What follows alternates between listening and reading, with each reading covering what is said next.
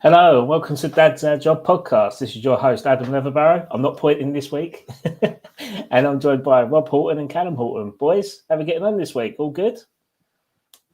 Not too bad, my friend. Not too bad. Not too bad. You, Cal? Yeah, buzzing, mate. All good. Yeah, good end of the week. So yeah, happy days.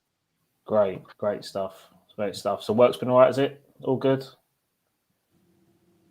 Yeah, Yeah, I mean, like every other week. I'm Don't on we know the it?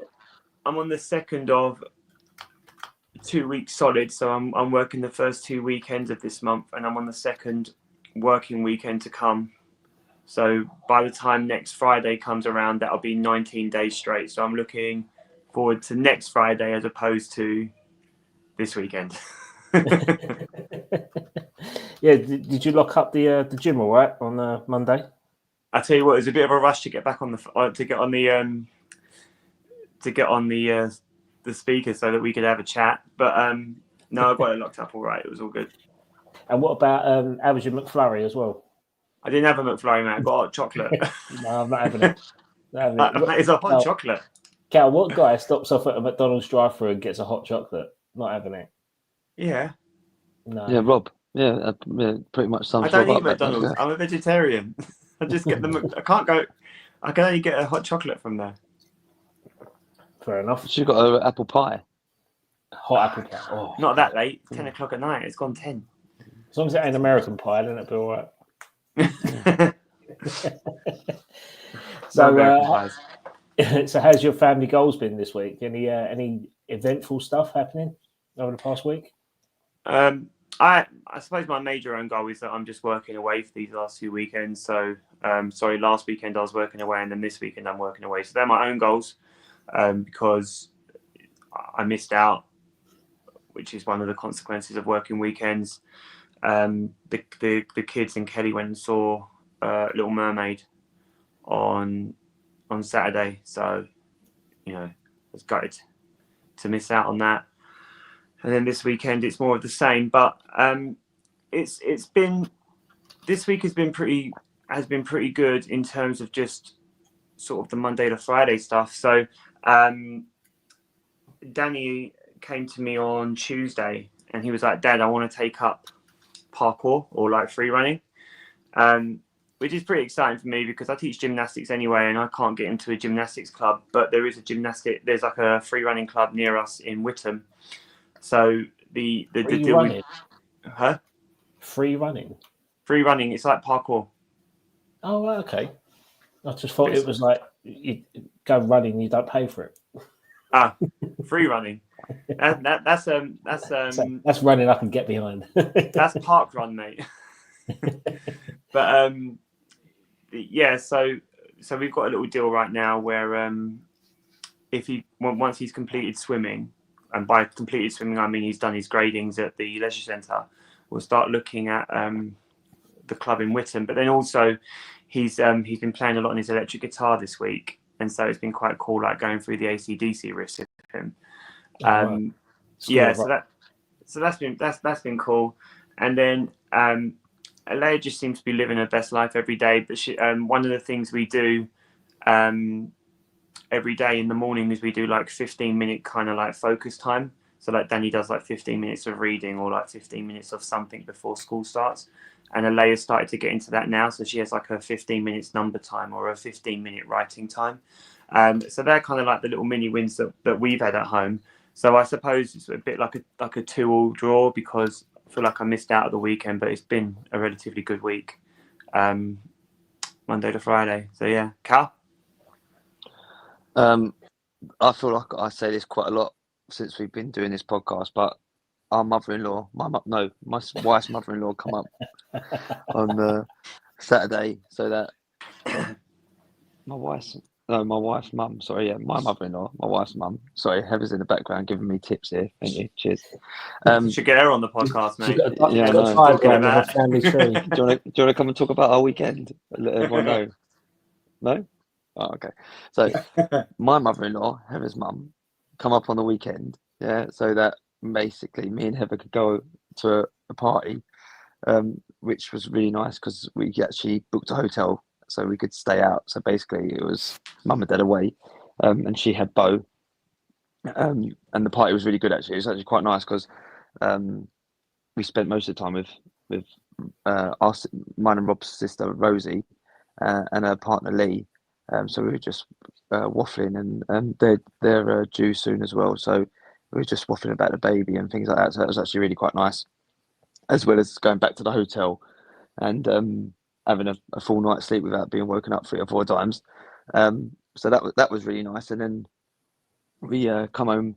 We did some shopping at Westfields on Sunday, and we come home to a fully cooked roast dinner. So it was like just epic. So yeah, we had like breakfast in the hotel, did a little bit of shopping, and then full roast dinner when we got home. And Bo absolutely adores Nan, like absolutely adores her because she's just wacky and she just like play and roll on the floor and do crazy things. So she's just So Bo absolutely loved it, which was fantastic. Apart from when we had to try and get him to go to nursery on the Monday, which he didn't want to do, obviously, because he just wanted to stay at home. And Nan left on the Monday, to be fair, so she stayed on Sunday. So it's almost like, oh, Nan's still here. Why am I going nursery? Because he knows when Nan's up. Normally, Nan has him. So it was a bit of a war trying to get him into nursery. But it was proper nice weekend for us actually. Like I say, roast dinner, party, food and drink, and let's say Bo having a really good time. So yeah, there was something else I was going to mention. I can't remember what it was now. Adam, if you start, and if I remember, I was going to say, nice specs. Oh yeah. We did that. That's what I did as well. Oh yeah, I forgot on Saturday. Do you want to tell the story, or should I tell it? No, go on, mate. You carry on, and we'll segue into mine. So basically, yeah. So before we went out, I went and picked up. I had to go Specsavers because I'm going blind. No, actually, well, basically, I have to wear them for reading and writing and what they call it, concentration glasses or whatever they call them. Yeah. So I had to go and pick up my glasses because I'm getting old. No, sorry, I was just squinting. Yeah. That's right. Yeah. Specsavers. So yeah, there are other eye places you can go to, but yeah, Specsavers. And who do I bump into? Who's sitting there waiting to get his eyes tested? Joe, you know your next door neighbour, Rob. Oh, was he there? Yeah, he was there. Yeah. No, it wasn't that. It was Adam. Adam was sitting there. Yeah. I thought he just followed me in. To be fair, I was sitting there, and all of a sudden he's sitting next to me. I was thinking, "What the bloody hell are you doing here?" Yeah, but the funny thing is, you didn't see me. No, I saw. No, it's true. I didn't see him. I saw Connie. Yeah, it's true. He walked past me, and he was like, "You all right, Connie?" And he looked over and went, "Ed, what are you doing here?" It was like, as if Connie's going to be here on her own, like in Specsavers. Yes. So basically, we bumped into each other in Specsavers, as you do. How cliche is that? And I had to have my eyes retested. So you collected your new specs that you're modelling for us right now. Callum is taking bookings now for any mock right doubles. If you squint hard enough, it's Mark White. There you go. You close your eyes, it's Mark White. If you blink with one eye and squint with the other. Just keep them both closed. They look like Mark White. A piece of paper up, it looked just like him. I'm sorry, but that when we went out for that curry and those two Irish people come up to you. Sorry, you migrate. No. She was so angry. She was so disappointed. She was devastated. It's not him, mate. It's what you think it is. The funny thing was, her old man was like literally egging her on, like saying, "Go on, ask him." And he's there in the corner, like, yeah. It's not him, is it? What we forget to mention is that Callum went to the toilet afterwards and just ran out the restaurant to catch him up and have his picture taken with him. Yeah. I was like, "No, I'm joking. I'm winding you up, mate." I was just trying to be humble. I wanted to have a picture, really. Come on. They're hardcore listeners now. They listen every week. That's it. They're following you. That's it. They still don't understand why it got Callum next to my picture. They think it's just Mark. Shall I change it? I'll change it. Shall I? Can you change that? Yeah, hold on. We'll change it to Duke. Be careful. He might get he might be listening. I doubt it. I somehow think he won't be.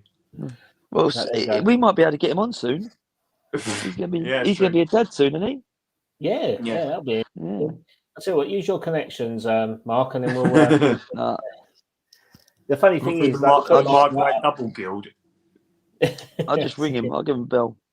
Yeah, that's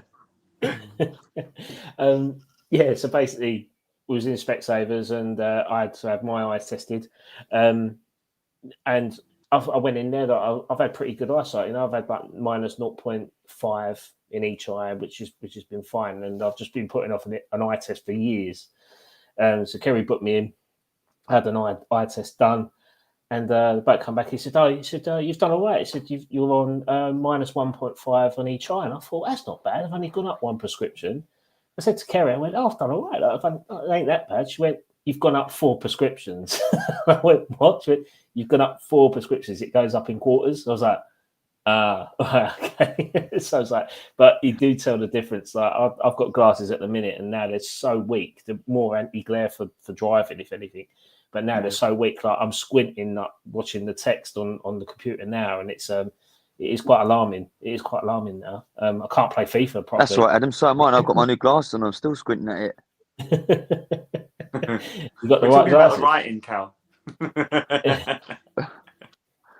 I'm just baffled that we've got Mark White on with us tonight. Oh no, it's Callum. No, it's Callum. But as I was getting, obviously choosing my glasses, Connie's in there like a toy shop, isn't she? So she's going out, she's picking them all up. She's got the Dame Edna ones on, she's got the Sven Goran Eriksson ones on, and everything. She's like literally putting them all off the shelves and trying them on. So basically, you have no idea what glasses you're going to get next week. No, I got them. I haven't got them yet. I've picked them. I'm collecting them next Saturday. So I don't know if I'm picking them up in the morning next Saturday. And is it 10 o'clock? So so I was thinking, I'm busy next week. I won't be able to go pick them up. So I was driving back, and then Kerry's gone, you're going West Ham, right? I went, yeah. She went, how are you going to see it? I went, oh, shit, didn't think about that because I need my glasses to see the game. So I've got a ticket. Now I'll be like, I won't be able to go and watch it because I won't be able to see it. So now I've got to go pick my glasses up the day of what the day is that? Saturday? 15th? Saturday 15th. Yeah, that's it. Who are you playing? Brentford. You probably won't want to watch that anyway. Yeah, so the first time I'm going this that's season. Quite a big game for Potter, isn't it? Yeah. I think it's a winnable game. That's the one that you need to win, yeah, Brentford. I was going to say.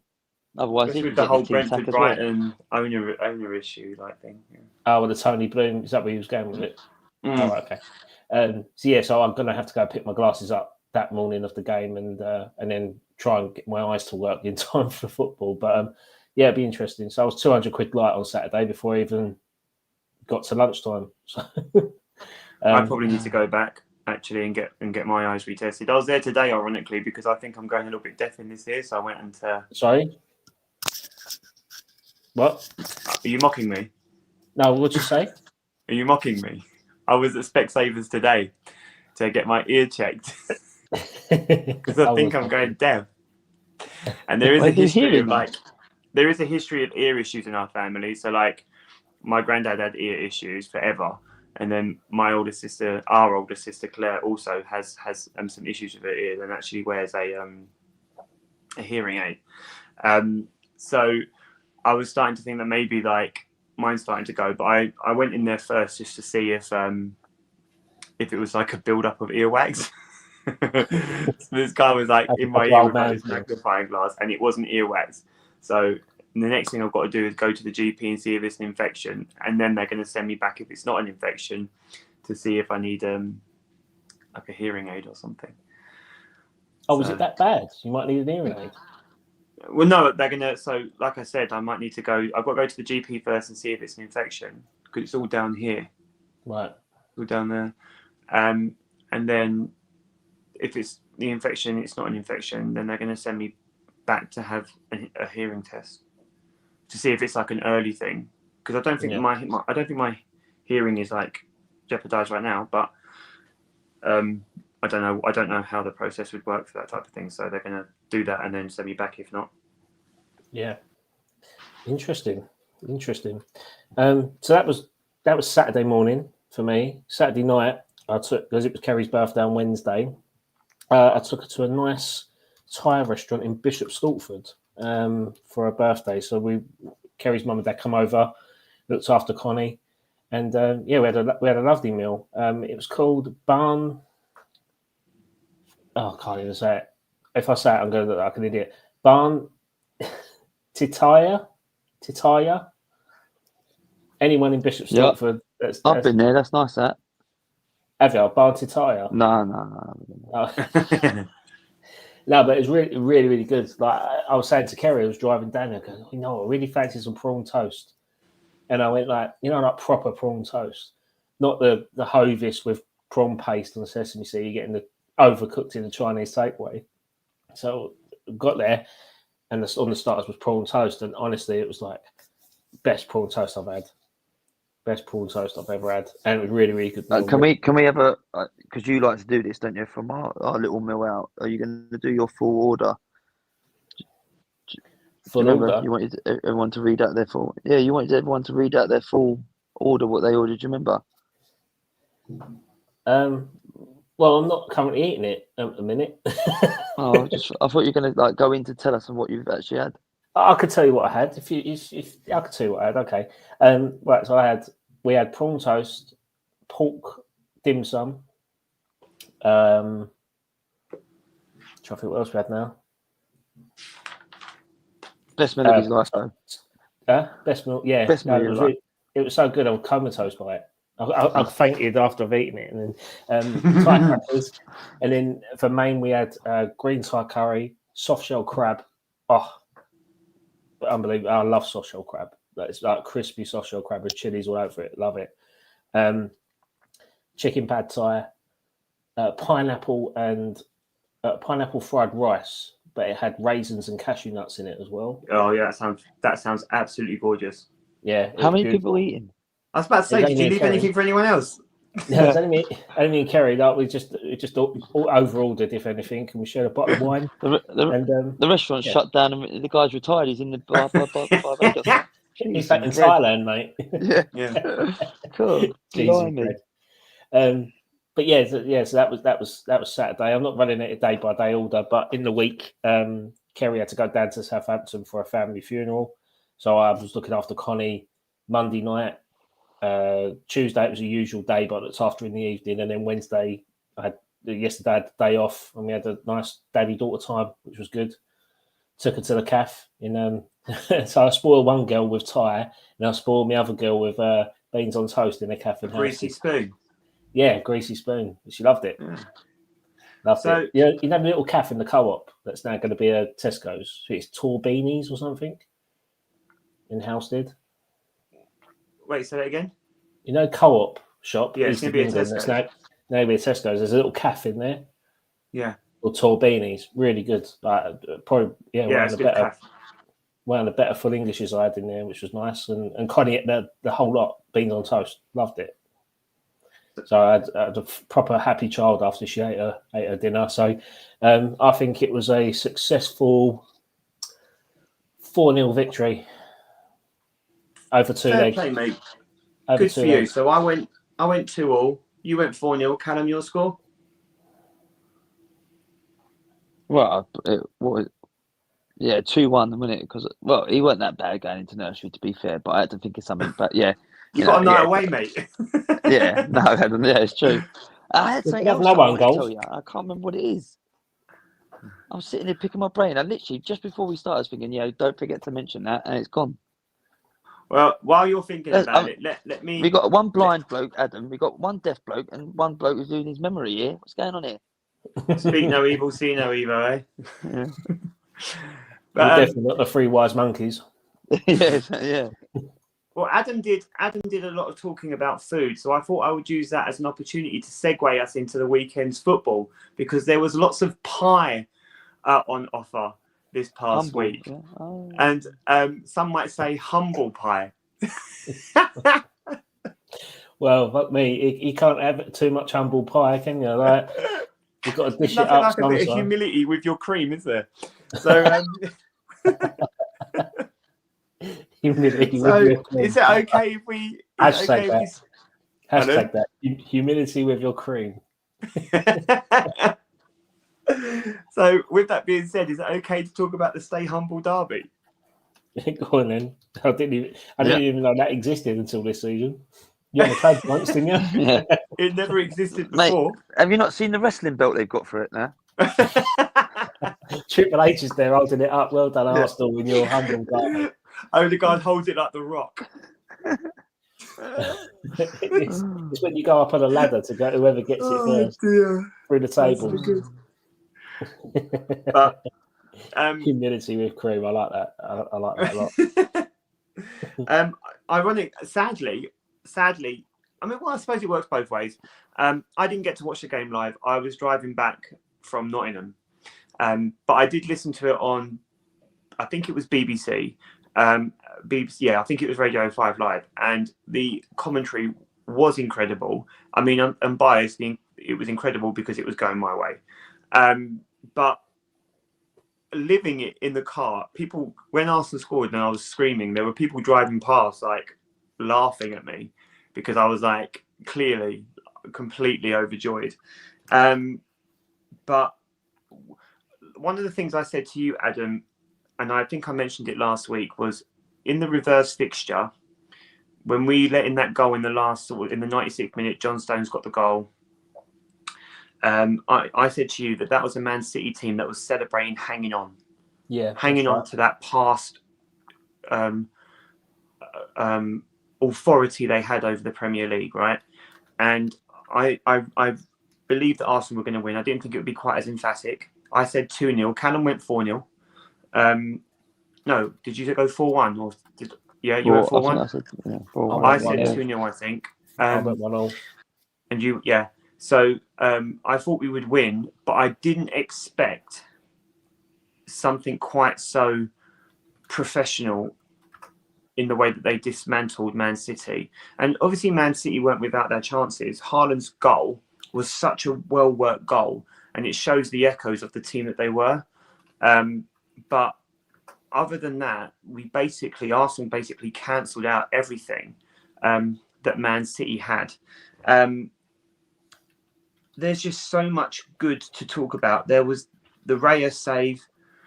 He had 2 reflex saves that were just absolutely incredible. He had one from the corner, and then he had another one, but I can't remember what it was. But he had 2 really important saves just from front to back. Everything was so good. Havertz lays off and scores. You get Ranieri coming off the bench and scoring an absolute thunderbolt that has echoes of Salah. We have Miles Lewis-Skelly, which we will talk about, but let's just talk about the performance on its own first.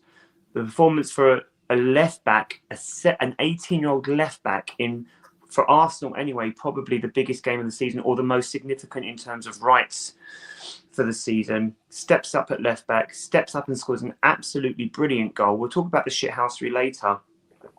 But I suppose just talking about that, I wanted to ask you guys, when was the last time, and I've got my answer for this, but when was the last time you saw a left back blow up like that? And not even really a left back. When was the last time you saw a left back just blow up? Nigel Winterburn, mate, with that goal against West Ham. No. I'm talking about a young left back absolutely just blowing up out of not really anywhere.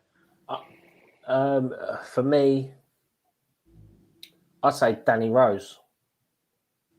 Blowing up? Yeah, you know, like, what do you mean blowing up? Like, just burst on the scene? Yeah. I'd go Danny Rose, but obviously his career had kind of panned out completely differently in comparison to him bursting on the scene. Okay. It did peter off, but like, you think Danny Rose, when he came in at left back at Spurs and he scored that goal against you in the North London derby and stuff like that, that's when I thought, oh yeah, he's gonna do well. Like, he got called up for England, and then he was linked with moves to Man United when Jose Mourinho was there, but then obviously it just petered off, didn't it? But in terms of blowing up, I don't know. Do left backs blow up? Yeah, they do. It's not the answer I was looking for, Ed. I'm not going to lie. Arsenal lost Silvinho, and then Ashley Cole had to step in. That's the answer I was looking for. I was trying to think.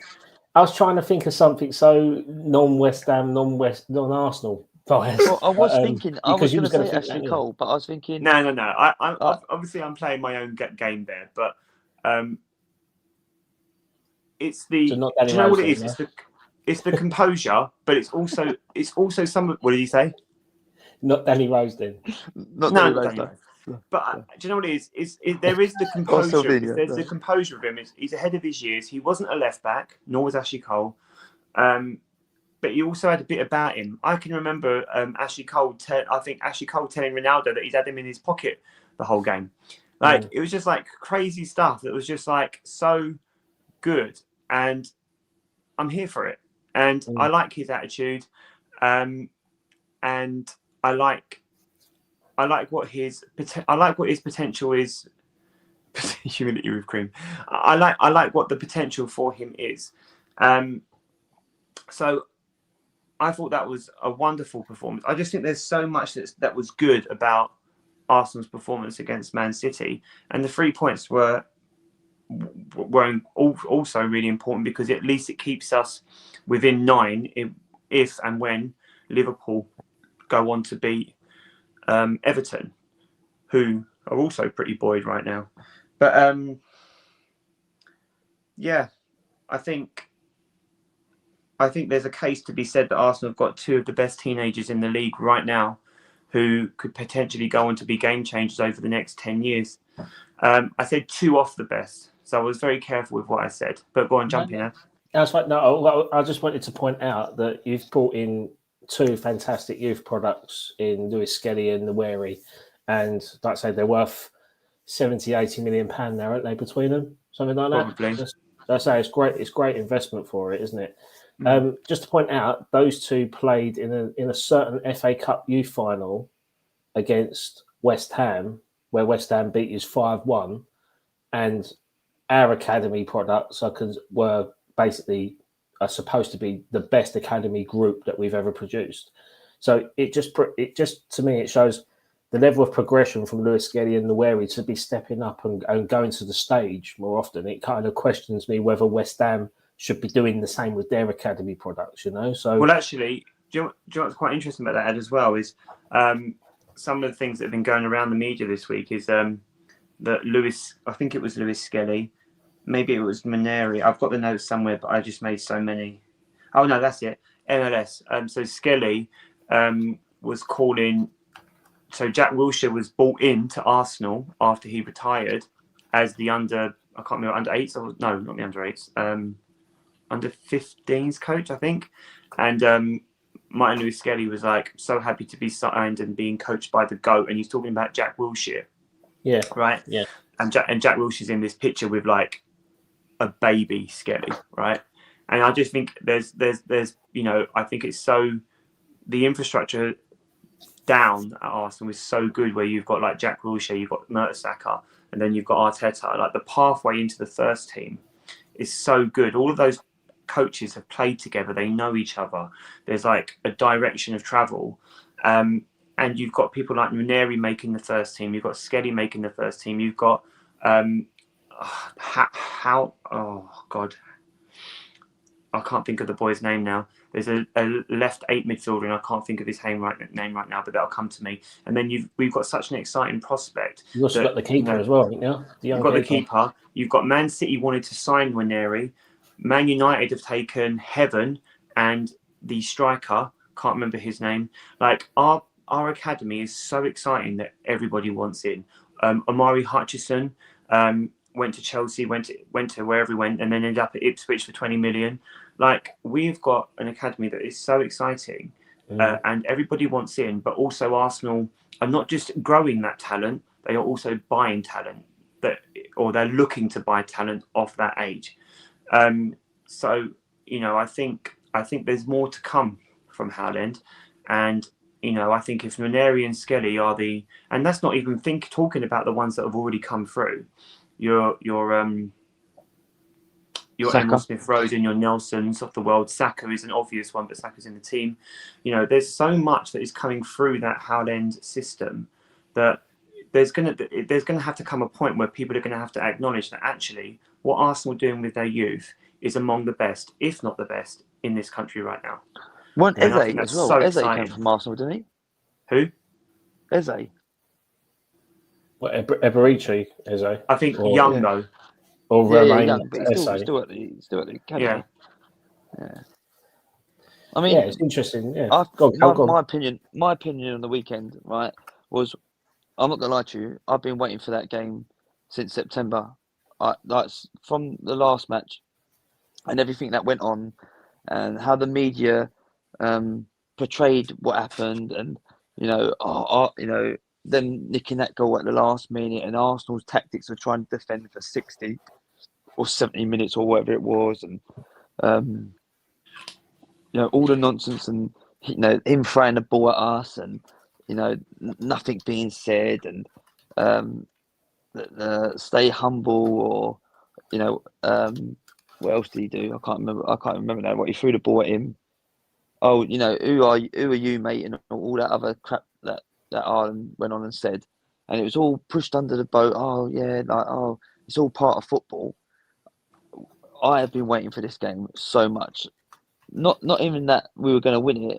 I suppose more for the drama around it, but also, to be honest with you, all I cared about was just seeing Gabriel absolutely kick, punch, bite, whatever he might have done during the game against Haaland, because I think that bloke was so up for that game on the weekend. I was more excited to see how he would deal with whatever brought his way, and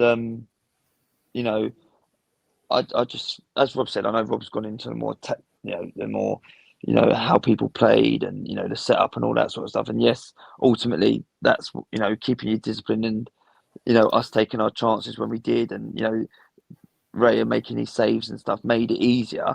But it was almost like a throwback to the 90s, and watching Arsenal play Man United. It was like it was almost like more. It was more than just the football. Do you know what I mean? And I've said before on this on the pod about players losing their like their passion or their personality. It's almost like robots playing sometimes, where you think, oh, I want someone to have a bit of character, like an Ian Wright, or a Roy Keane, or someone who's got a bit about them, and is not afraid to say something or do something. And it was like an old-fashioned proper battle. And as you say, as I say, sorry, it was more about some of the stuff off the ball, than actually what was happening on the ball. And I think, a lot of pundits and media people have got a lot to say or answer for, where Haaland's throwing a ball, and it's all a bit of banter. It's all it's heat of the moment, and it's all football. And then Gabriel running past, laughing in his face. Which, don't get me wrong, if I was playing it would absolutely infuriate me, right? But also, that's passion, isn't it? That's what's going in at the moment, and that's not right now. Oh, I don't think that's right. Or Skelly. What? No, I am with you all the way. Yeah, and it's almost like there's an agenda when it's it's Arsenal, and I know everyone. I can imagine that, and you're sitting there going, "Oh, here we go, another Arsenal fan saying, oh, they are done by, or it's not fair, or whatever." But Lewis Skelly, yeah. And can I just say, other players have done it. So I can't remember who it was, but I was talking about it to someone the day after. And I think it was Gordon. I'll take it back. I know exactly who it was. I think it was Gordon when they beat us in the first leg. Yeah, of the thing. He did the Henri hold the corner flag. Oh, nothing said. Oh, nothing said. That's all right. He could do that. He could do an Arsenal Legends celebration, and nothing ever said. But an 18-year-old youngster, only just broke onto the league. Yeah, got mugged off by Haaland in one of his early games. Yeah, to go and rock up and do probably, the most iconic celebration at the moment, with probably the most iconic striker in the league, or probably, let's be honest, the striker of this generation, if you like, your next 10 years, let's be honest, he's going to be up there. You know, for him to go and do his celebration, Carragher, Neville, that shouldn't happen. That's too far. What absolute nonsense! Especially when Neville celebrated kissing the badge against Liverpool, wasn't it? He ran all the way up to the away fans at some point and kissed the badge on his shirt or whatever. Listen, but Callum is. Hold on. But can I just say, also, as a person of football, I don't care if it was someone playing for you, Adam, an 18-year-old playing for you. You're playing in the biggest league in the world, right? In probably arguably the biggest games in the world. It doesn't matter, Arsenal, Man City, or even if it's West Ham, Tottenham or West Ham, Chelsea, however you want to look at it, right? You've got to have a bit about you. I'm sorry, you've got to have a bit of arrogance or a bit of, I don't care, right? And also, I'm not going to, I know it's a completely different thing, but when I played football, I didn't care who the other players were. It didn't matter if I was playing a friendly against Arsenal. Yeah, well, okay, maybe that's a lie, but I didn't care if I was playing a friendly. Who are you, Haleb? No, but I remember Callum Horton. But I didn't care who the other team was. I remember turning up to games and not even know who we were playing. I would rather not know who I was playing, because at the end of the day, it's about me doing my job and what I do properly. Like, why do we care who he is? What, as coming from an Arsenal perspective, I want him to have a bit about him and go, well, I don't care. I don't care if I upset him. The same as Gordon, coming out in his interview saying about being humble in the second leg, which I know we want to talk about afterwards. But it's footballers, creating something. It's almost like wrestling, where they're setting something up to go, oh, there's a bit of needle here, there's a bit of needle there. And I think that's what the league actually needs, a little bit more of that. I just think, Lewis Skelly is, do you know what he's done? And I know it's, again, as an Arsenal perspective, he's written himself, no matter what he does in his career now, he's written himself into Arsenal legend. Like Jack Wilshere, when we won the cup and he did the whole Tottenham song, Jack Wilshere is always going to be known as that legend who don't care, and he's happy to sing the Tottenham song, and get told off for it and get fined for it. The same as Lewis Skelly now will always be remembered for that bloke who don't care, who's Arsenal through and through, and will. Do you know what I mean? He's now written himself as an Arsenal legend, even before he's had a career, because it's going to be our generation. It's going to be like Rob. Do you remember when Lewis Skelly knocked out the meditation or whatever you want to call it? For Arsenal fans, I don't know. It might be a bit early to be calling him a legend, but that kind of like a folk hero kind of thing. Like folk hero. I mean, he's got that kind of like status where someone, even if he doesn't say worst case scenario, nothing happens for Skelly after this. People will always talk about how he did the Haaland celebration, right? But I just wanted to touch on that as well, Cal, because I'm with you, and Mark just commented, and Tony just commented as well. The celebrations are for the fans, because that's the banter. That's where you're digging out your opponents and the people who are villains for you that day, right? It's incredible. Like, I love it when my players do it, and I hate it when it happens to me, and I love watching it as a neutral. But that's part of the game, man. That's part of the game. You can't start micromanaging those little parts of the game that are for the fans, because they are for the people who are paying £50 to £100 to come and watch a game. And, he did it. So when Haaland threw the ball at Gabriel's head, it was like, it was banter, it was hilarious. It's this whole kind of like, a release of emotion, right? And then Martin Lewis Skelly does it, Gabriel does it, and all of a sudden it's not okay. When Gabriel does it, Gary Neville says, that's the type of thing that get you punched. Martin Lewis Skelly does it. Aaron McInally, he should watch himself. Neville, don't get too carried away. Cundy, Cundy, you better watch out, because that's the type of thing that could get done to you, what Roy Keane done to Erling Haaland's dad. He said that on Drive or whatever it was. He said that on the bar, Sports whatever bar. it's called, Sports bar. on TalkSport, on the sports bar. Yeah. So like, it's okay. It's okay when it's okay with you. Yeah. What it's okay when it's okay with you, and it's bullshit. And so that really frustrates me, because I'm all for it, and I haven't got anything wrong with. I haven't got no problem with it. Did I hate it when Gordon did the Henri? I hated it, but did I swallow it? Yes, because it's part of the game. It's part of the game. That is exactly what we want as fans. If we're going to start, do you know what it is? All these people, they're behaving like snowflakes. Yeah. It is the most snowflake behaviour. I can. Oh no, we can't do that. We can't do that. That might get you hurt. You can't do that. Bollocks. Have you It's not going to heard get him hurt. It's not going to get him hurt. Who's going to hurt him? And do you know what? And do you know what else is annoying me? When Haaland does it, it's okay. When throwing the ball, when Vardy does it, it pretends to be a pigeon against an eagle against Crystal Palace. It's okay because it's just who Vardy is.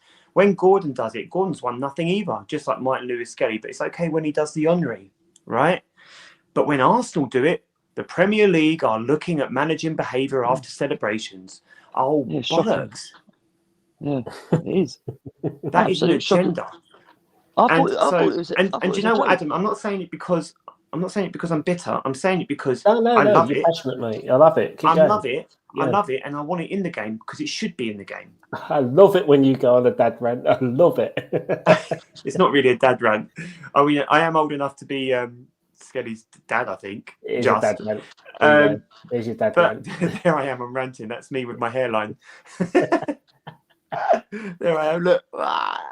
Well, he's also got your moustache, but no beard, no mouth. Yeah, I've got no top lip anyway, mate. Yeah. But well, but do you know what? And there's one thing I will say, and it's the type of thing that will get me in trouble. But do you know what? Maybe Sol Campbell had a point. And if you don't know what I'm talking about, look it up. But maybe Sol Campbell has a point, because there is one common denominator between those three and the three I mentioned. So I just think that it does feel like it's agenda, and sometimes it feels like it's a little bit more than that as well. Yeah. But I just don't understand. Rob, I just do not understand it. Why is it a problem when everyone else is doing it? And as you just said, that is what fans like. It's like Didier Drogba. I remember hating that guy as an Arsenal fan. But I loved him. And then obviously, no, I would love him at Arsenal. I would have loved him at Arsenal. Yeah, but I mean, no, but I hated him. I hated him. I hated him. I hated John Terry. I hated him. Yeah, Drogba I could get behind. Drogba was always one of them because they're quality. Yeah. You hate them because they're quality. Do you know what I mean? Yeah. And you're like, Drogba. I remember going them. No, I mean, Rob. Remember when we went and sat in the box at Arsenal, and we had a 3-course meal and drink and all that sort of stuff. And it was Arsenal Chelsea. I think Drogba scored a hat-trick against us. It was 3-1. I think. Oh, you remember Sendros didn't know where he was. Sendros didn't know whether he was in goal or at home. Yeah, honestly, it was absolutely unreal. Can you remember us booing the hell out of him? But oh my God, was he quality? He was so good. I mean, do you know what? Favourite Drogba moment when he came off as a sub in the Champions League final, scored a header and then scored the winning penalty. Best Drogba moment ever. And then John Terry ran on with his kit, even though he was banned. Full kit, yeah. He had his shin pads on. Oh, that's mental that day. I was in a pub watching West Ham beat Blackpool in the playoff final, and then in the evening watched Chelsea win the Champions League. That was on the same day. That sounds like a good day for football. Can I ask you, Adam? Go on, mate. Adam, can I ask you, what do you think about all this nonsense or all this backlash? From the Stay Humble derby. Oh, can I just say, do you know what else was fantastic, Adam? Before you go into it, yeah. I'll tell you what, whoever the DJ is at Arsenal needs to pay rise. What an absolute legend! To be that quick and put that song on. I think he had that in his locker, didn't he? Like he was like, well, if we beat Man City, we're showing them But do you know what? Yeah, Yeah, Cal, this is how rattled they were.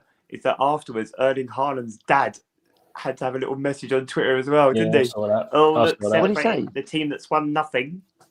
Oh, for God's sake. It's embarrassing. Imagine having your dad comment for you.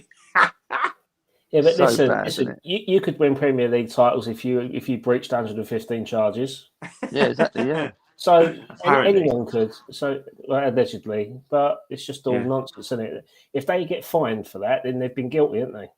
Do you know they spent more than everyone else combined in the January transfer window? Yeah, of course they did. Of course they did. You know why? Because they didn't know what their outcome was, and basically they've caught wind thinking, "Oh, they might get a £40 million fine." So they're like, "Okay, well, we might as well spend 250 million now," and that's what they've done. They're just trying to keep them, because they ain't going to spend money on buying players, attracting players that they think they're going to get relegated. So that's just basically confirmed it. In autumn this year, they're not going to get relegated. I thought you were going to say they didn't realise they broke the rules. Oh, fuck it. Everyone break the rules now. Go for it. You want to breach your charges, so it's going to cost you. As long as you're not Everton, you're okay. Yeah, basically, yeah. Well, no. What you need to do is you need to keep your books balanced, but then what you need to do is pay them twice the amount in an offshore account for a couple of days coaching. That's what you need to do, and then that way you'll win the league. Yeah, that's it. Yeah. Should we talk about West Ham? Do I want to talk? No. Hold on. I want to see Adam's take on the thingy. What was your take on all the nonsense first? Sorry, Adam. If I'm honest, I wasn't too wrapped up in it as you guys. I mean, I know you're an Arsenal fan, and obviously you've got that.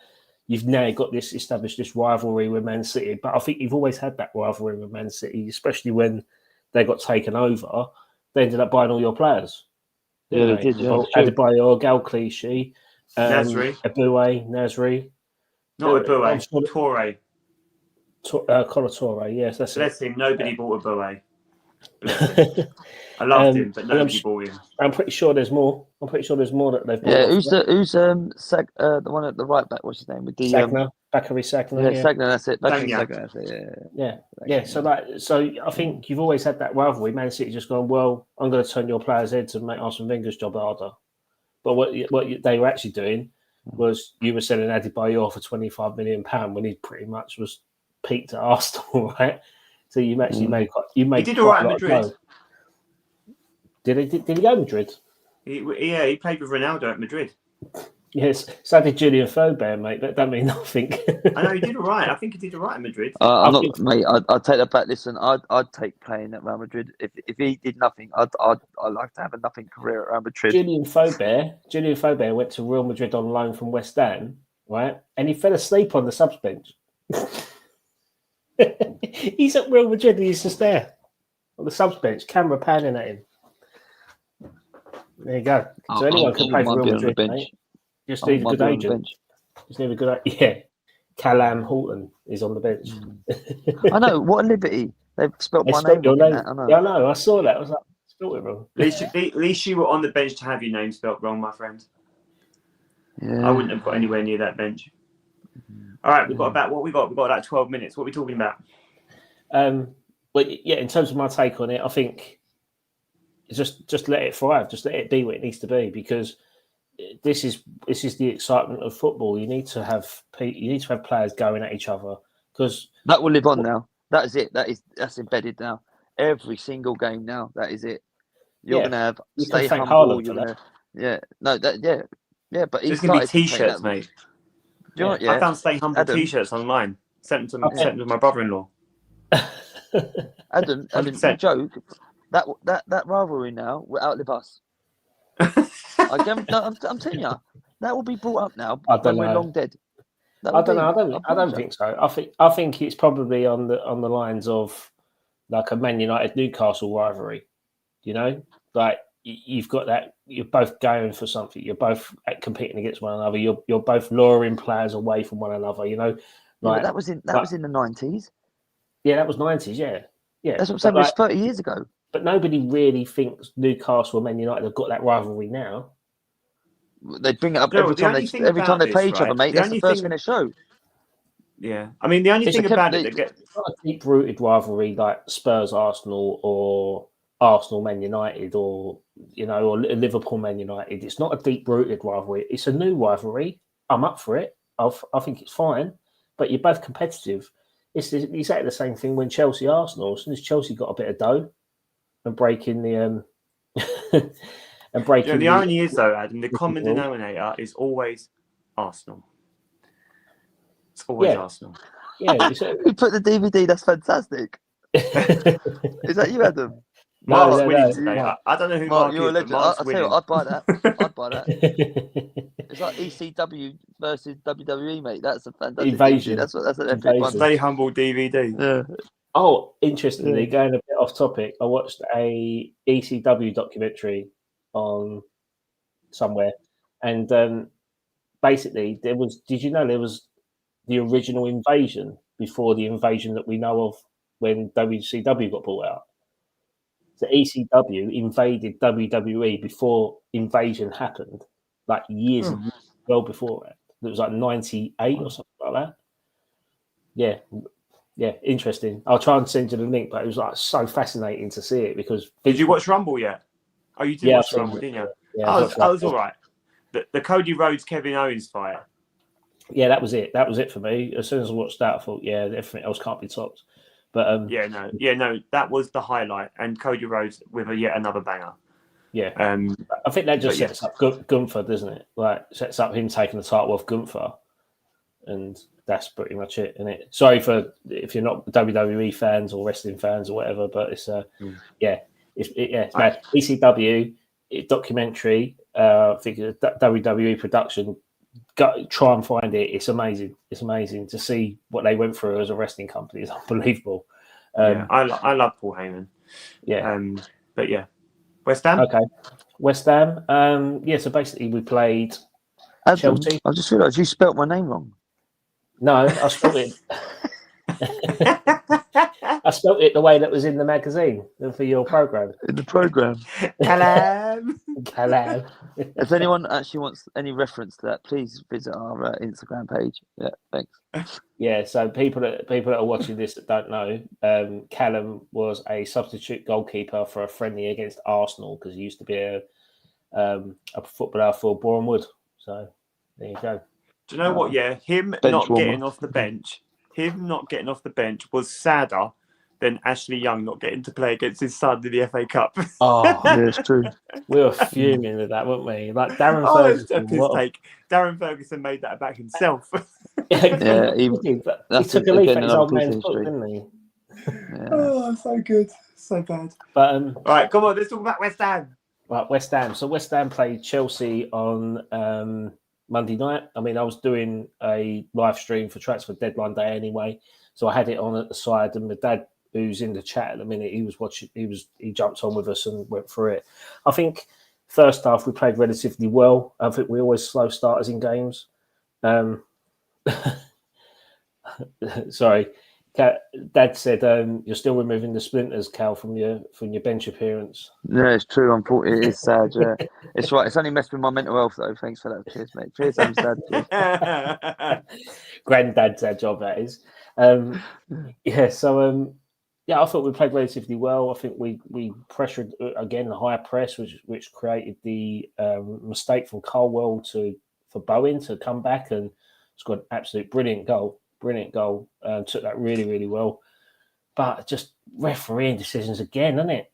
It's just ruined. Like you got the media out there moaning about celebrations and stuff like that, but focus on the things that actually make differences in games, like the officiating. Like there was 3 incidences where that Chelsea's equaliser could have been cancelled, could have been chalked off.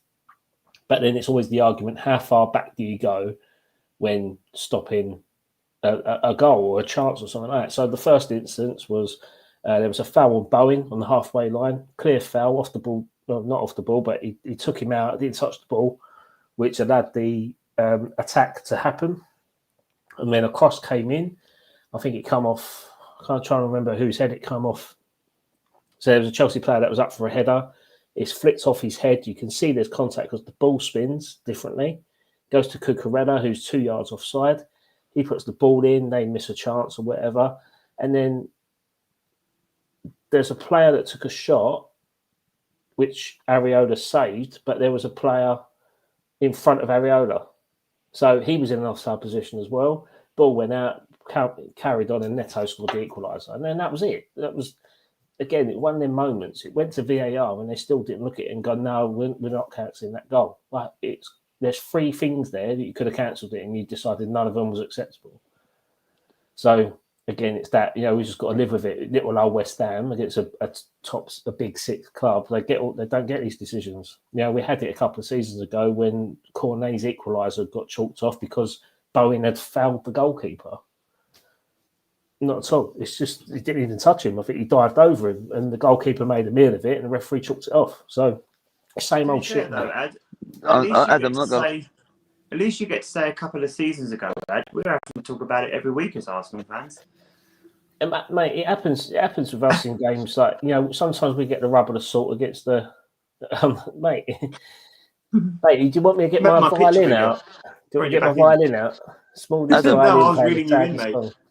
Adam, like I said the other week, with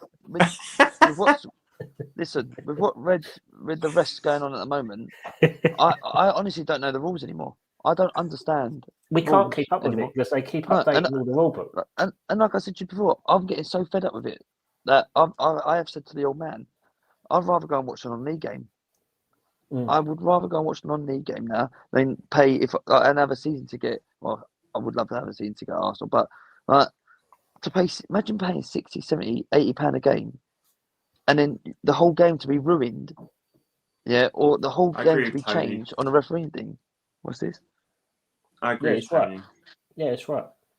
The problem is the VAR spot. Yeah, your man's right. It's the equivalent, right? It's probably very topical. It's probably very topical, isn't it? Because, like, say someone, this ain't a dig. It's just what comes to my head.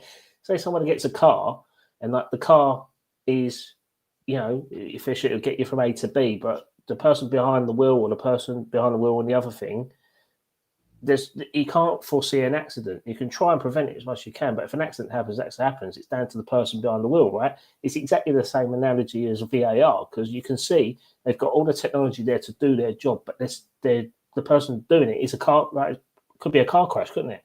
There's so many decisions in VAR. Yeah, I'm kind of a fan of that are clear and obvious, but not obvious to them. No, this is what I mean. So I'm kind of the opinion that we should do that. The PGMOL should be independent of VAR, and I think they should be 2 separate bodies. So that you've got your referee PGMOL, but then you have an independent body that's VAR, and then they work together, but they are separate. Because, like I said before, it's like a boys' club. They all know each other. Nobody wants to step on each other's toes. You can't upset the higher up referee, so no one's going to own Mark Oliver is the obvious choice right now, but like no one's going to undermine Mark Oliver. So I think Michael Oliver, isn't it? Did I say Mark Oliver? Mark Oliver was someone we knew when we were a kid. Michael Oliver. Yeah. Mark Oliver. That's a hybrid of Mark Wright and Michael Oliver's love child. It's like a referee. It's like a referee. Sorry, Michael Oliver. Son. But like, they should be 2 independent bodies. So I think that would be a good way to go, because then it's not like VAR have anything to justify or give reason. They can just be like, this is what we're doing. You're wrong. You need to go and have a look. Or this call needs to be questioned. Go and have a look. But they're not. They're separate entities. And as Mark's asking about ref announcing VAR calls now, I think that there's been. I'm not a big fan of going to stadiums. I like going occasionally, but I think that there is noise in the stadiums where they kind of feel isolated and they don't really know what's going on. So I think if it's a bit like rugby, then I think it's absolutely brilliant and it should be done. You just hit the nail on the head with that. When does football stop being rugby?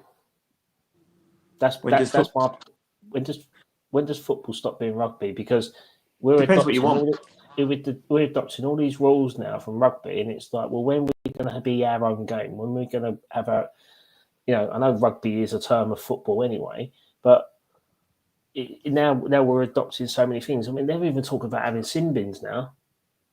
Like, yeah, no, I'm not for that. But we all wanted. There wasn't many people who were saying no, let's not have VAR. There was not many. None of the clubs. All the 18 clubs said they wanted it. It worked well in the World Cups, didn't it? I mean, we've got a comment here from Tabs. VAR as a concept. VAR as a concept is great and works well in World Cups and Champions League. It's the application that is poor. Is used to verify poor decisions rather than correct them. That's because it's a boys' club, Tabs. It should be separate entities. Another Arsenal fan, whining and moaning. No, joking. To be fair to Tabs, he's quite like a whining, moaning as far as Arsenal fans go. Tabs is pretty good for that. He's not overly biased. He's pretty good when it comes to things like this. He talks generally rather than specifically. Yeah. And by the way, their podcast, the Grove AFC podcast, is really worth a listen. So give them a shout out. They're great. So it works well. I was just about to say what he said. I think at the World Cup and Champions League, like the money being thrown at it in officiating, basically it's a wider governing body, isn't it? Whereas again, I just think Premier League, Premier League is supposed to be the best league in the world to have the best players, the best club, the best officiating, but it's not now. Best technology. The brand awareness, the games. Did you see the propaganda they put out this week? What's that, mate? The propaganda they put out this week. Oh, we've only got 6 decisions wrong this season. Shut up. Who put that out? The Premier League, or VAR or whatever. I know what I miss. You know what I miss in football is the referees being sponsored by Specsavers. That's what I miss. Yeah, they do. Yeah, that green logo, and I thought that was very, very canny. Now they're sponsored by EAFC, and they all want to be celebs on a football game now, don't they? And that's the problem. They're not. You're starting to get personalities come. Not they're trying to make a living off their personalities now, rather than being a professional officiating person. Like Mark Clattenburg, he left the Premier League, he went over to Qatar, and now he's the referee of Gladiators. He could still referee if he wants. You've got, but you are describing the poor guy now as well, Adam. Like, in principle, I agree with you. Because referees are not. Sorry, that's comment of the night. I think varifocals. Varifocals. Very good. No. I'm with. I get it. I'm with it. All right, but I think the problem is that what you're describing there, Adam, is the way of the world right now. So there is always a pathway into something else because of how small the world has become because of technology. So Mark Clattenburg going and doing his thing and then becoming the gladiator announcer, right? That is all because the opportunity is there. If you've got a smidgen of personality, all you need is a smidgen, and you could become ridiculously famous and whatever. And we have that a little bit with the way that referees are meant to be passengers in football matches. They are not meant to be the main event. Mm. And we've got a problem with referees generally. And as an Arsenal fan, I can pick out loads because I'm an Arsenal fan and I watch Arsenal games. But any fan can pick out loads of examples where, Wolves is a great example, where referees have dumped on them. And the referees aren't the main event. They're just meant to be the passengers. So I think and I don't know what Tabs was saying there because it popped up and it disappeared, but it started off with saying there's 28,000 referees in the. Oh, there it is, and he's right about that as well. They're all Northern referees. Why? Why is that though? I don't know, but then it comes into that point about how. But then it comes up to that. That's because they can't play football. Yeah, all the good ones come from like urban areas. That's true as well. Look at the Rio Ferdinand documentary about that sort of 6 miles square around London where all Peckham. Yeah, something like that. But Peckham, he's right, because then what you're getting into is that kind of unconscious bias that is ingrained, like an ingrained bias, right? and then referee on that basis. So I do think there's a lot to be said about that as well. But it's a mess. The whole thing is a mess. The PGMO is a mess, and that needs to be almost burnt down and then rebuilt.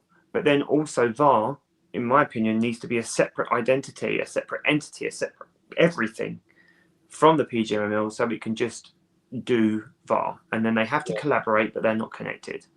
And I think that would probably be a good way to go. But I don't know.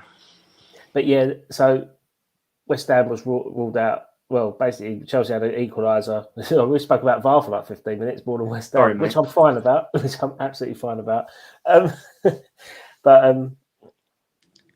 basically they got back in the game, and then Cole Palmer took a cross and it deflected off Wan-Bissaka for the winner, and it was what it was. And then West Ham brought on more academy players, and we only lost the game 2-1. So in a brief nutshell, that's what West Ham have been like. But on the basis of what we needed over the transfer window, we needed a striker, and we got one. And I'm really excited to see what Evan Ferguson's going to bring for West Ham. I mean, I'm not going to take, as I posted the video earlier this week about Potter needs to be judged now, because now he's got players coming back fit. Now he's got his striker that he wants, and he's not had a full squad to work with. I think now he can work with the best fit, because we've got Tadibo coming back, we've got Paquetá coming back, got Somerville coming back, Alvarez coming back, Fulkrug's training in Dubai at the minute, Mikel Antonio, which we're going to talk about on warm weather training, which is the next segment. How beneficial that is, because Mikel Antonio is apparently doing light training in Dubai, which is when you think I saw that. 2 months ago, he almost lost lucky his to be life. alive. Yeah, almost lost his life by the sounds of it. So you think he's doing light training in Dubai. That'll be one of the greatest comebacks in football in history, if he managed to get on the pitch and play again. But you say that, Adam. Have you seen the facilities these guys have now with these, extra cold, the freeze rooms now, and they're not even baths anymore. The freeze rooms, and the muscle stimulations, and I mean it's blood like cycling as well, wasn't it? I remember Defoe always used to have blood cycling sessions because he got back quicker or something like that. So it's incredible what they can do. Yeah, it's almost like they are almost superhuman. You think about, when we were playing, or when we were kids, going over 35 was like a bloody miracle. Now, if they're not making it to 40, or being at the top level at 35, 36, 37, 38, you're sort of almost like going, well, what the hell happened to that player? Do you know what I mean? And you look at Cristiano Ronaldo celebrating his 40th birthday today. Was it today or yesterday? And he's 40, and he looks like he could still go at least another 2 World Cups. Do you know, when he signed for Real Madrid, the physician or whatever said that he could play till he was 40. That's when he signed for Real Madrid. That's what he said. Well, and he signed for Real Madrid when he was like in his mid late 20s. No, mid 20s. I think he was like 23. I think he was. It was 23, 24 when he signed for Real Madrid. There you go. Yeah, and you imagine the amount of trophies, but I think he's probably got at least the next World Cup in him if Portugal qualify. And do you know what he said? That he is the most complete footballer that's ever lived, and it's hard to disagree. Yeah. I like, people always debate the Messi, Ronaldo, Lionel Messi, Cristiano Ronaldo. You can do it in the 4 top leagues. You're the guy, or the 3 top leagues. You're the man. Yeah. I was literally about to say, do you know what? Everyone talks about Messi and Messi winning the World Cup, and that solidifies the debate. I'm really sorry. Like, I don't care about I do care about Champions League, but Champions League is a one-off game every month or whatever it is. To get battered in the Premier League every single week or twice a week, or do it in, as Rob just said, the 4 big leagues. I'm sorry, I think it's 3. No, if you include the Portuguese league as well, then Ronaldo's the GOAT.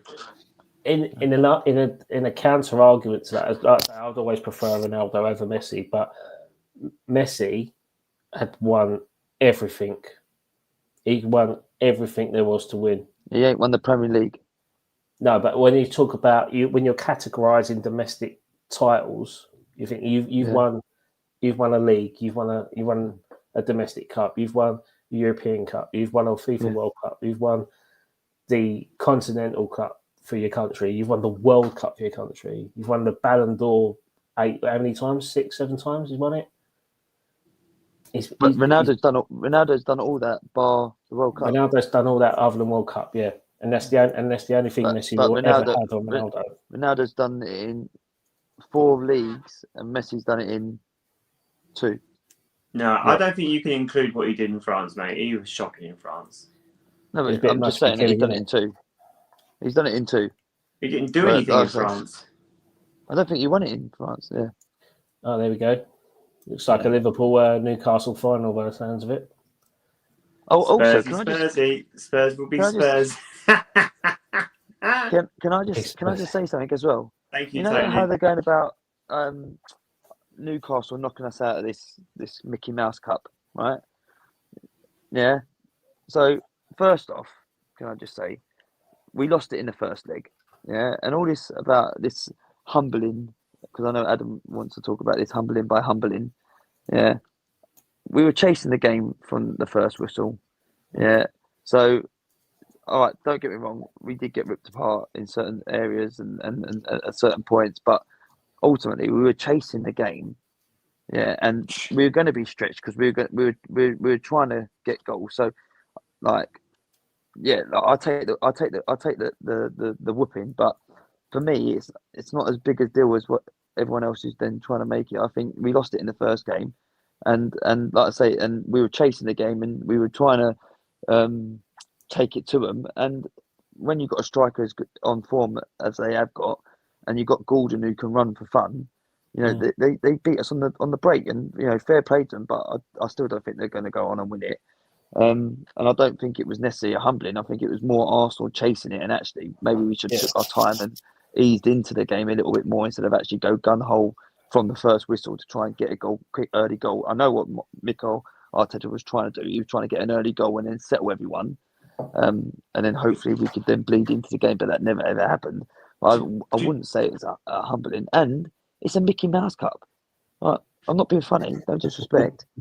When Arsenal was winning the FA Cup, Cal, you've shifted. Everyone, hold on, yourself. You shifted yourself into being a Spurs fan right now. Why? But I said, it's a Mickey Mouse Cup anyway. Like I could just imagine Spurs saying that at like 10 o'clock when the sports bar's on. Oh, we didn't want to win anyway. Do you know what, though? Do you know what's interesting? It is a Mickey Mouse Cup. Listen, no, but what I'm trying to say is, the reason why I'm trying to say it's a Mickey Mouse Cup, right? When Arsenal was winning all the FA Cups, right?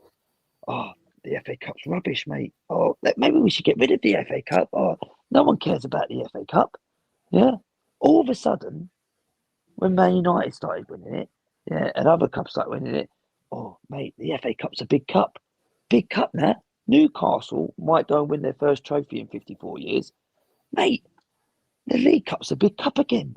Oh, mate, the League Cup's a chance to win something. Oh, mate, It's 4-1 now. Cheese and bread. Yeah. Cheese and bread. Do you know what, though, Cal? Do you know what, Cal, yeah? The GA for that game, or the whatever you call it for that game, Arsenal, I think, had 4 something, and Newcastle had 3.9 something. So there were goals in the game. If Odegaard doesn't hit the post in that opening segment, Arsenal were 1-0 up, and it might be a different game. It's a bit shit, but it is what it is, right? Yeah, I agree. And I don't have an issue with any of the banter. I don't have an issue with the Newcastle fans giving it to the Arsenal fans. The only thing I do have an issue with is that teams are so willing to be like little broed by Man City, where it's like Newcastle are trying to like get in on our rivalry with Man City, where it's like, yeah, we've got to be humble now. All the Newcastle fans taking pictures of themselves as meditating and stuff, and I'm like, that has nothing to do with you. Why are you so happy to be little broed by rivalry? Well, yeah, it's just like, why are you so happy to be little broed by Man City? And like when we beat, it's because Man they got City, nothing. They got Sunderland, and no one cares. But when we beat Man City at the weekend, Liverpool, there were like Liverpool handles on X saying like, "Don't worry, Man City, we'll take it from here." And I'm like, they beat it to like 4 Premier League titles, man. Like they little broed you. Like you're their little brother. They're like giving you noogies and stuff. Like, Noogies. and why are you so content about that? I don't want to be anyone's little brother. I'd rather be an outcast than be someone's little brother. Like, do you know what I mean? Like, I don't want to be another team's little brother. I want to be Arsenal. They've got no history. They've got no history, have they? No, what the have they thing won? is, right, and that's the thing. Like, I don't want to be, and I wouldn't want it to be anyone's. You know, I don't want Arsenal to be anyone's mate. I don't want that. Like this whole like Newcastle, like the Klopp and Pep rivalry where they were like cuddling each other and giving each other kisses on the cheeks and get out, right? Like I want the Wenger Ferguson stuff, you know. I don't want this little bro nonsense where it's like, don't worry, Man City, we'll look after you, we'll take it from. Man, that's so embarrassing. That is so embarrassing. But I agree. Why are Newcastle trying to jump on something like, as you said? Well, it's because done, mate. Like you beat us. Well done. Hashtag noogies. I don't even know. Is that the right word? Did I say it right? What that? Yeah. Noogies. Yeah. Noogies. Yeah. Yeah. Noogies. Like, why would you be so happy? Like, come here, Newcastle. Well done for giving it to Arsenal. Like, get out of here. It's embarrassing. If you want to mug us off, just mug us off. You don't need to jump. And like I said, I'm all for it.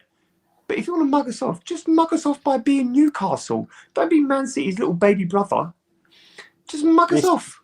This goes back to like when you call it a Mickey Mouse Cup. Like I think any team that's in Europe should just not be in it. Like this just go back on my episode 3 when I called it out and said that, you know, Arsenal, anyone that's in like Champions League or Europa League should not be in this competition, because you've just hit the nail on the head. You're in the Champions League, you've been knocked out by Newcastle, and it's a Mickey Mouse Cup. Like if Liverpool went in this competition, it'll be a Newcastle, well, let's say Spurs final, but you could just imagine the finals if these big 6 clubs ain't in it, because it just rejuvenates that cup. What they're winning. I fell out. Right, what they're winning. They're winning the conference. It wasn't really a chat. I was trying to debate it. Huh? What they're winning this Carabao Cup is a Conference League playoff place. That's all they're winning. Yeah. The thing is, I had this debate. I had this debate on my group chat earlier, right? And one of the boys was giving it to me because he asked me, and I was trying to debate him. Turns out his debating wasn't very good, so he just started sending me pictures of previous winners of the Carabao Cup. So he asked me like how I felt about Arsenal being knocked out, and I said, well, ultimately it's annoying because you don't want to be knocked out of the cup. But I'm not as upset as I would be if it was like the FA Cup or a Premier League opportunity or whatever, because ultimately if Arsenal win the Carabao Cup, or if for whatever reason Arsenal found themselves in the Europa Conference League, it's nice to win it, but ultimately it's a little bit embarrassing to be there. And so then he took it as this whole kind of like, oh, well, try and tell that to all the other people who have won it. They look happy. And I was like, you're missing the point, right? Anyone who wins a cup is going to be happy they've won a cup, right? I'd be happy if Arsenal won the Carabao Cup. But ultimately, if Arsenal winning the Carabao Cup and not the FA Cup, that's an issue for me. Because the FA Cup is more important. Arsenal, the most decorated side in FA Cup history. In my lifetime, I'm nearly 40, I'm 38. Arsenal have won 10 FA Cups. That means that in my lifetime, Arsenal have won 1/4 of the FA Cups available, which is an incredible number. So, and it kind of just got blown to the wayside because it was just, whatever. But when, you're right to an extent, Adam. I don't think the big 6 should be removed from it, because I'm not even sure how much of the big 6 exists anymore. No, not big 6. I'm saying anyone in Europe.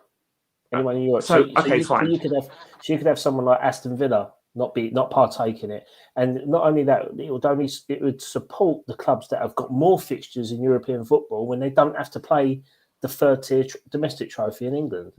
Can I just say something on this? So it's kind of like you're moaning about fixture pile up. Well, put out the competition then. Well, can I just say something on this? Put out of it. I've never moaned about fixture piled up. I've never moaned about that. No, we wouldn't as fans, but the players do. Sorry, Cal. I'm just saying. I personally, right, I know I said it was a Mickey Mouse Cup, right? I don't personally think it's a Mickey Mouse Cup. The point that I was trying to say was... Are you retracting your statement? No. Hear me out. So what I was trying to say was that they're making such a big deal out of it, but But a few years ago, they were saying the FA Cup was a Mickey Mouse Cup as well. Do you know what I mean? Yeah, ridiculous. When we were winning, but what? Yeah, that was embarrassing. That was embarrassing. Yeah, I don't think it is a Mickey Mouse Cup because of how intense the league is, and as you know, Rob just said, the top six, right? It ain't a top six anymore, really. Yeah, there's so many teams that are in and around. I know you might say, you know, there's only so many people that will get in the Champions League position. I get that, but there's so much rivalry now, and I think West Ham will kick on as well next season. I think you'll see a different West Ham who could be up there in at least the top 6 or top 8. But because everyone wants to win something now, or needs to win something now, 1, to keep their manager, you know, 2, to keep players or attract players, as well as please fans, you know, any chance to win something is massive now, like absolutely massive. So as you just said, like Arsenal could quite possibly, or more likely now, have this season and win nothing. Yeah, but then you've got Liverpool potentially getting a double. You know, Newcastle possibly winning something. I don't know who's in the FA Cup anymore, but whoever's in the FA Cup, you know, I know people have got the Champions League, but you know, all them, you know, everyone wants, as you just said, everyone wants to win something, and there's not enough chances, and it is a chance to get a trophy. And as we just said, you know, if Arsenal was to win this trophy, not that you know, it's not an FA Cup. I don't agree with what Rob said, sorry, because I think that is bigger. Yeah, that, you know, if we did keep that, could that keep Arteta for a couple more years? Could that please more Arsenal fans? Is it, oh look, we've actually won something, or you know, because there are a lot of Arsenal fans. Did it? No, yeah, good shout. It didn't keep taking on. No, but I mean, there's a lot of Arsenal fans now questioning. Not that I agree with them, because I think Arteta's still. No, yeah, and that's only 5 years ago. I mean, it's not long. You talk about Newcastle went 1-0 in 55 years or whatever it is, 52 years. Don't quote me on that. I don't know what it is. You know, as you say, Arteta only won it 5 years ago, and it's not keeping him in a job. It just don't mean anything anymore to the bigger clubs, because they're chasing the bigger carrot at the end of it, aren't they? I'm so glad you said that, Adam. Sorry? Because this is what the point I was trying to make earlier. This is literally the point I was trying to make earlier in my group chat. Like, in principle, it means very little, right? Would you take it? Yes. Would you be too sweated if you didn't have it? No. All right? And that's what the point I was trying to make, right? Ultimately, if you win it, you'll take it, but you're a little bit embarrassed to be there. Like, yeah, we won the Carabao Cup. It'd be like I said, it'd be like Arsenal win the Europa Conference League. It'd be like, yeah, we'll take it, but it's a little bit embarrassing that we're here in the first place, because we should be in the Champions League. And that's the point I was trying to make, and I got absolutely bombarded for it. But I stand by it. I stand by it, because ultimately Arsenal should be in the Champions League, and West Ham should be in the Europa Conference League. That was kind of the gist of the point I was trying to make, right? Yeah, exactly. And it wasn't spiteful. I wasn't being spiteful. It was just an honest take on the question that I got given, and I was kind of like, you know, if Arsenal are in the Europa Conference League, then Arsenal have messed up. If Arsenal win it, if Arsenal are in it, they should be winning it, and if they don't win it, they messed up. So yeah, that was what I was trying to say. I think I pointed this out, that if the big six, if the European clubs didn't compete in the League Cup, I think only one big six club would have won that over the past 15 seasons. Where it works out, that would have been Chelsea, because they weren't in Europe at any of it. But I think the most successful team in the League Cup without the European six would have been Sunderland. Sunderland and Brentford would have won it twice each in that 15 years. with that. Can you imagine what a cup would do to a team like Sunderland or Brentford? You know, it's basically the big clubs now. That they're like Man City, for instance. They won it 4 times out of 5. Liverpool won it 10 times. Liverpool won it 10 times, and Liverpool might win it 11 based off I predicted Liverpool to win it this year. But Man City won it 4 out of 5 times, and they had a squad that was worth near £1 billion. How can someone like Brentford or Southampton or even West Ham compete with the likes of that when they've got £200 million sitting on their bench? It's just unfair. Anyone can compete with that.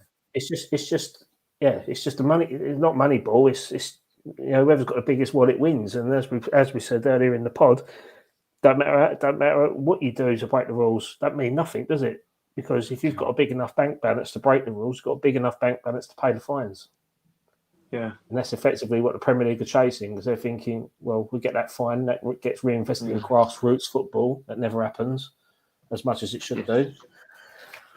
Sorry, just to jump in, to answer your question, Tabs, it was either the Coca-Cola Cup or the Worthington Cup.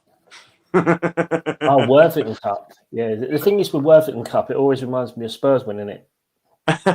Yeah, that's true. Get rid of it. It was the Coca-Cola Cup. That's what we're talking about. Yeah, I remember it as a Coca-Cola Cup. Definitely the Coca-Cola Cup. Who was the Spurs player that got sent off in that? I don't know. All I do know is that Jamie O'Hara didn't get off the bench.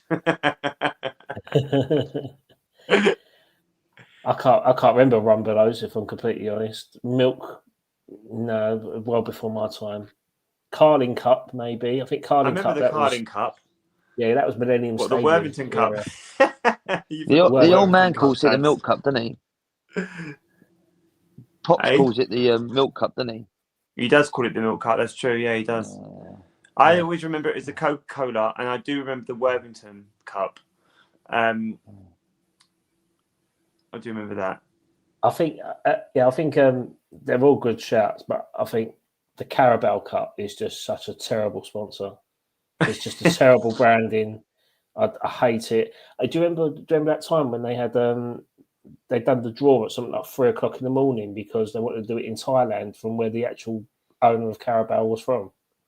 Really? Because the Carabao is an energy drink that was created by a Thai rock star, effectively. So he put all his money into this energy drink, and now it's gone. It's blew up. Now he sponsors this. So basically, they took the draw and done it like 3:00 in the morning in Thailand, and everyone was like waking up like, "Who we got next round?" Because it was so out of sync. Yeah. But yeah, Carabao Cup, I think, is probably the worst. That's again talking about money gone stupid, isn't it? That's what you're talking about there. It's just a terrible branding. It's got it's just bright colours that just look very garish. I just think we need a new sponsor and we need a new strategy for it for the whole competition. Like it's ridiculous having Champions League clubs in it and Europa League clubs in it when they've been told they've got to play an extra 6 games a season in Europe. So yeah. Yeah, that's let's say listen back on episode 3. We have a much longer debate about it, and I've listed those 15 clubs who would have been Carabao League Cup champions at that point. No, it's a good that's a good session. Go on, Cal. Sorry, I just wanted to ask, you said that you think it's now time for Potter to start being judged. How long has he been in the job? He's been in the job 3 or 4, it'll be his 4th week now. Do you not think it's a bit harsh? Probably judge is probably the wrong terminology, I suppose. I think what I meant was that this is the point now when we get to see what he does with the squad. I think we can't judge him off those 4 weeks because he's had a lot of issues to deal with in his first 4 weeks. But I think now, to the rest of the season, we could probably get to understand what his style of play is going to be like, what type of players he's going to be playing in certain positions. There's fitnesses that's going to come back for key players. So I think once he's got that and we get to see the bearer of the fruits of that, then that's when we'll see that's when we'll see what we need in the summer to really truly judge him. I don't think what I'm saying is I'm not expecting fans to call for his head this season. Effectively, No, we need to give him that time to see what it's about, because we ain't going to get relegated. I mean, it'd be, and that sounds a bit, our team's too good to go down, as the famous saying goes. But I just think we're not in the position where relegation is a threat at the moment. Like, as I said to Dad on Monday, we need to get 13 points from 14 games to stay up, to hit the magic 40-point mark. And it does look like even less than that could be enough to keep us up. So if we can get a point a game, that keeps us up, and then at least we get to know what we're playing like, So, yeah. And last one before you wrap up, Ed. Last one before you wrap up.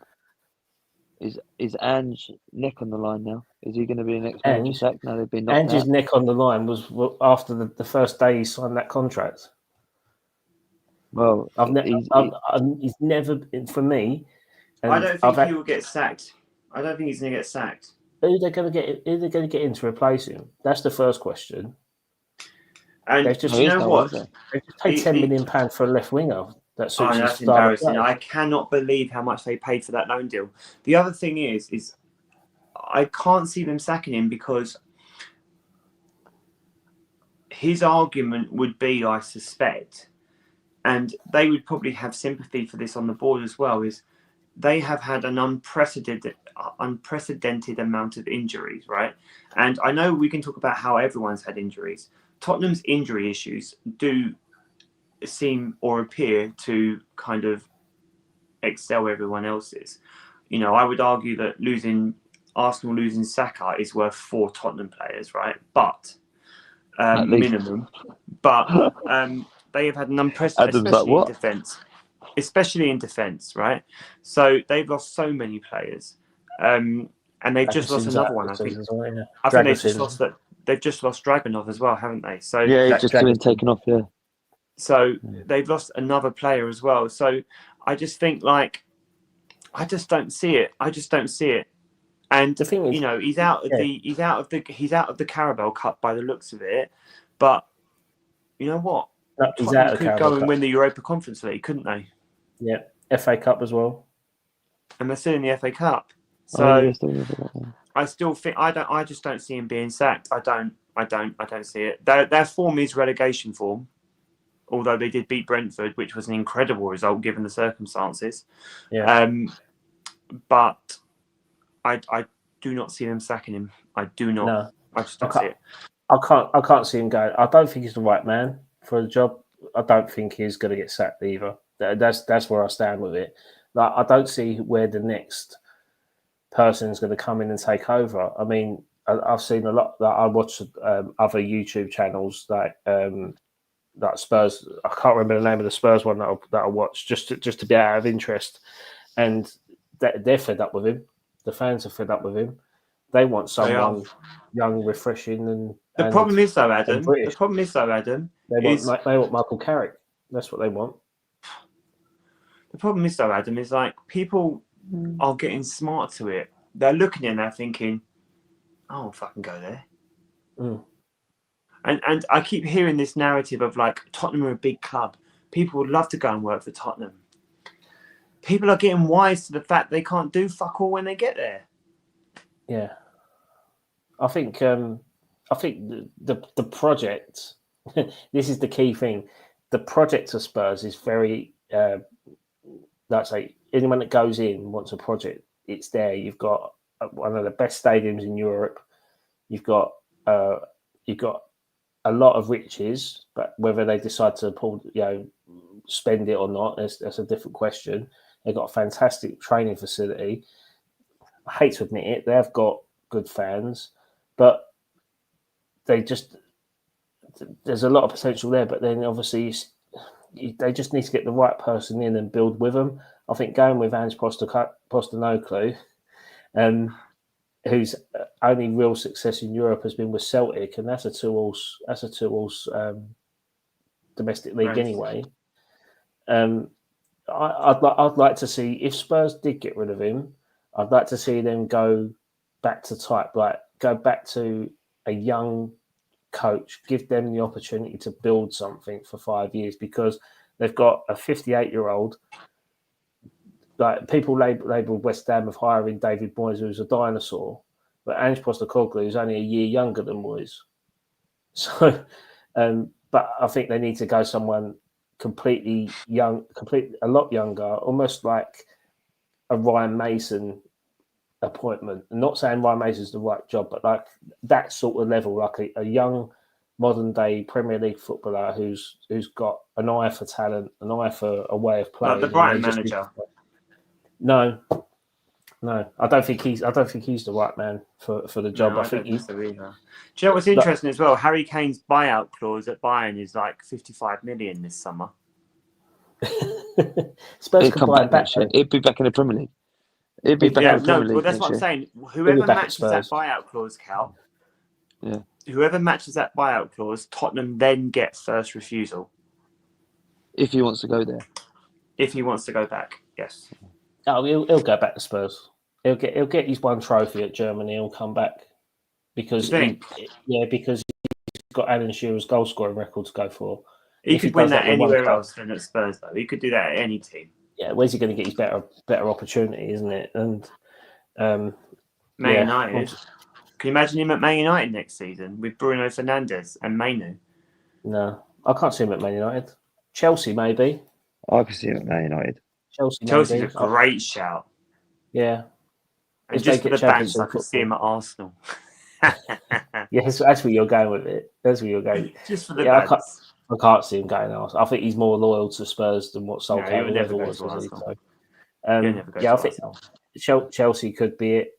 Even if Newcastle, if they get into Champions League, they could do it. Even Nottingham Forest, Aston Villa. I don't see him at those clubs. I don't think he'll go there, but I could see the Chelsea one maybe. Yeah, but, Chelsea have had a link in previous. I think he'll want to stay in London, so I think it would be Tottenham or Chelsea. I think that's the most. Or West Ham. We like an injury-prone striker. Why not? Under Graham Potter. There's wishful thinking, then there's wishful thinking, my friend. Mate, I see Harry Kane sign for West Ham on FIFA. Don't tell me it ain't going to happen. Manifest it, mate. Manifest it. He's dreaming, mate. West Ham finally get the striker they've craved, a world-class club record-breaking. International record-breaking. Don't say that. We've just said that they're going to make it over their 40s now. Yeah, that's true. Well, you've got their 50s now. Who's the Japanese guy that's playing in the Brazilian second or Portuguese second league, and he's like 57? No way. Yeah, I'll try and find his name just quickly while we're still on that. But where's Arsenal now this week? Then they're back in the warm weather training, aren't they? They're in Dubai. Yeah, they are. They're in Dubai.